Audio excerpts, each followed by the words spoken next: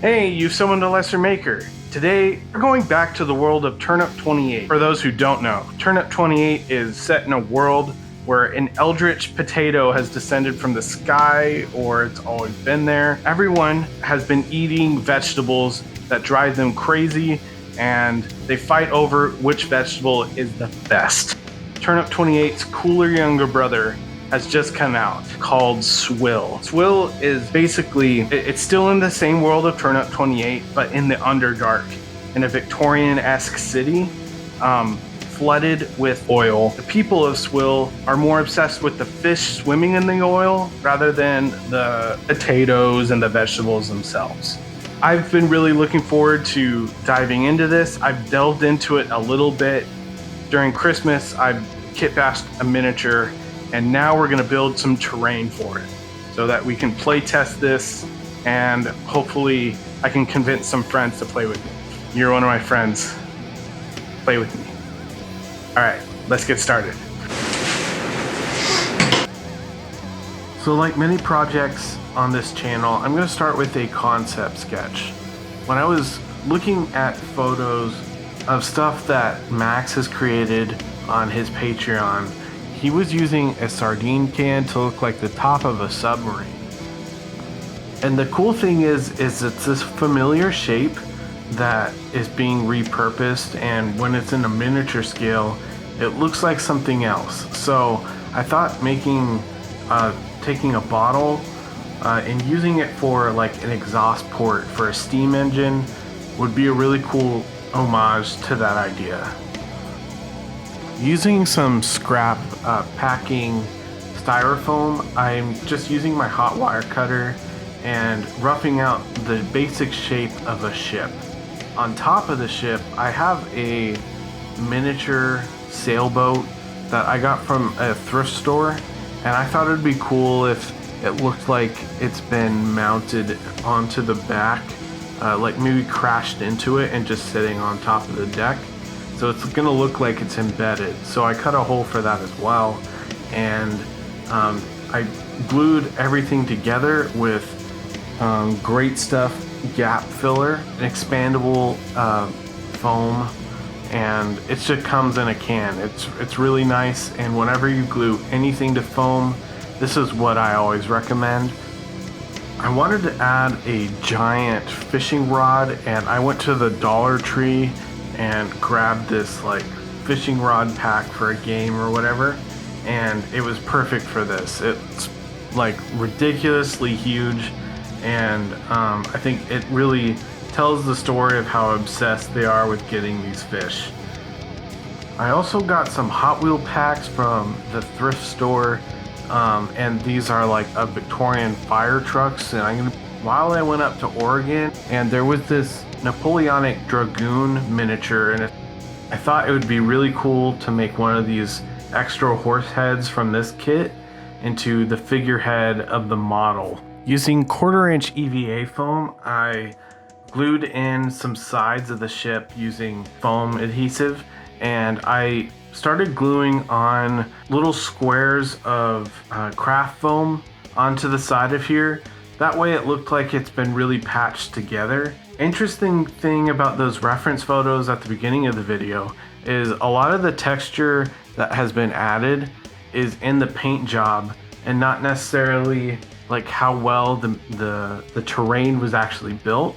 So we're going to be going in with a lot of texture pastes and texture in different shades of color during the painting phase. With regular school white glue, I do all the decks with some popsicle sticks, and I just crack them and break them up. That way it looks like half the ship has been missing, and it's not like a really smooth texture. I used a lot of glue here, and lately, especially for my Mordheim boards, in the last couple of videos, I've been doing the planks with a lot of glue and then pouring in sand afterwards and filling that glue with all that extra sand and texture. And that, I think it makes a really good filler to kind of add more texture, but it also absorbs a lot of the moisture as well. So when I've especially in the summer when I put it out to dry. It only dries in a couple hours. If you like this video, make sure you like and comment. It makes a huge difference on how well a video performs, especially for a smaller channel like mine. I haven't really asked in a couple of the more recent videos. The performance really does make a difference when I do ask and you guys do it. So I really appreciate it either way. If you want some free STLs for your Turnip28 or SWILL miniatures, you can go on the Patreon for free without a subscription and download those. And it's only $2 a month if you find value in it and you'd like to help support the channel.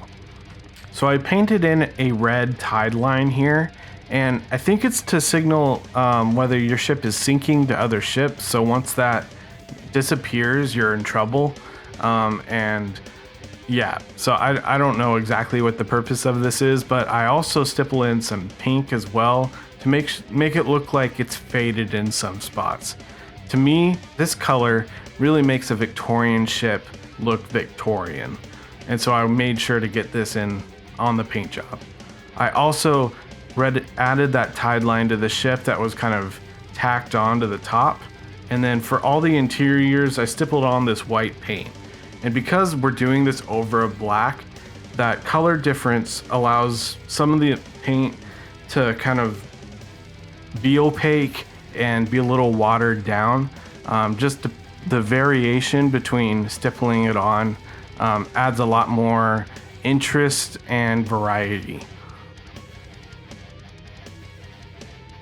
I also painted the interior for the ship on top, and then for the exhaust port, which is the bottle, I painted that red as well.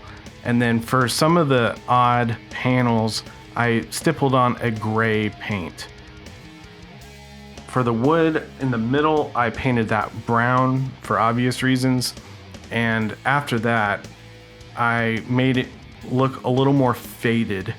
And then just add a bit more color to everything, I went back in with a really dark brown wash and put that basically everywhere. And then with a washcloth, I dabbed off all that excess paint and made sure that that paint stayed in the recesses, but the highlights that I'd put in already were still there. The final touch is some black nail polish to get this really inky oil on the bottom level because it's in oil floating. I saw this on the Turnip28 Discord and I thought that was a really nice final touch.